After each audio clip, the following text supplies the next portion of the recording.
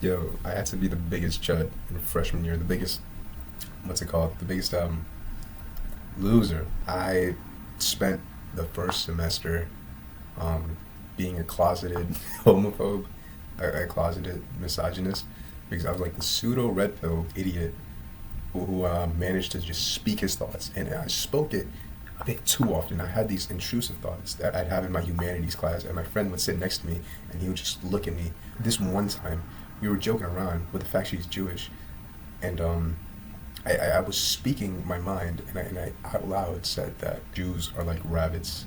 And from then on there, she started looking at me differently every single time I walked in class. She got over it soon because she realized that I had no ill intent when I said it. I was just being that edgy or, I don't know, dark humor kid. It was this weird dynamic I had.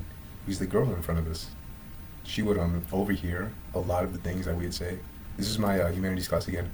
And there's this one time I asked my friend right next to me, and I'm like, yo, dude, am I homophobic?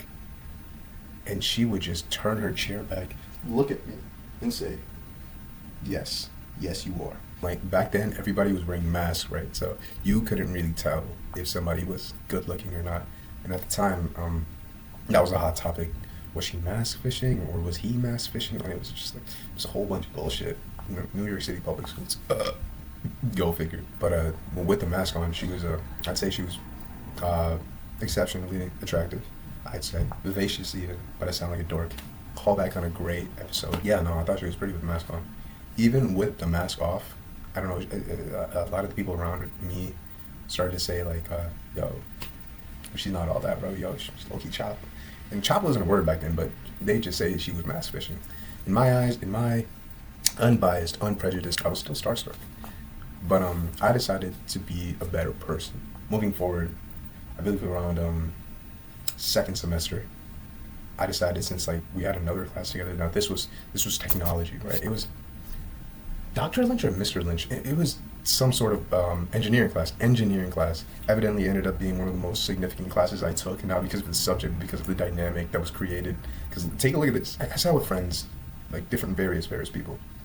But then I started sitting with the girl that said I was a homophobe and I was racist. But she didn't, you know how people put up with you, even though they might find you a little off-putting. Yeah, it felt like that. But she wasn't going to entirely just dismiss me like I've experienced recently. No, she was going to, she was nice enough to put up with my antics, but then like say it at the same time. So I actually had food for thought. I actually could think about it.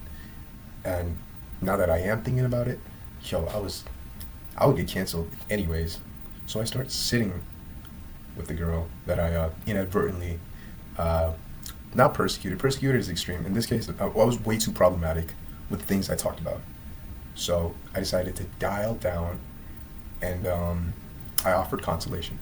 I was like, hey, I know I said a lot of stuff in the past, which was like only like a few weeks ago, but I'm willing to put that all behind us.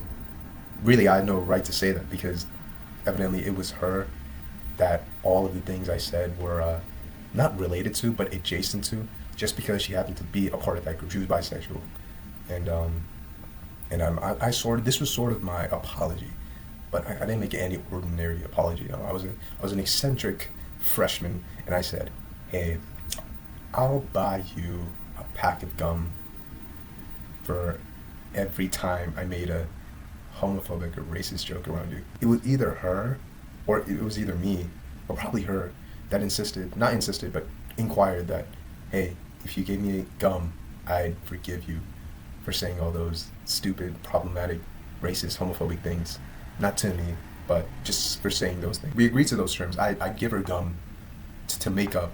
And she probably said like something like she said like one pack wasn't going to be enough. So I essentially started buying packs of gum, almost every week, and I started giving it to her as a reconciliation. I just wanted to make up for my past transgressions. And it was, I don't know how I feel about it now, but in the moment I felt like I was doing the right thing. You know, the least I could do is buy a pack of gum every week and give it to her, just to make sure she hates me a little less. I was playing with my bouncy ball, and my bouncy ball accidentally bounced in her direction.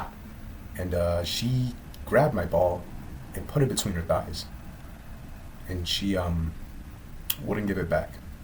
I forgot how I ended up getting it back, but it was weird because I didn't end up watching that ball for a good week. But then it gets to a point where her boyfriend starts noticing,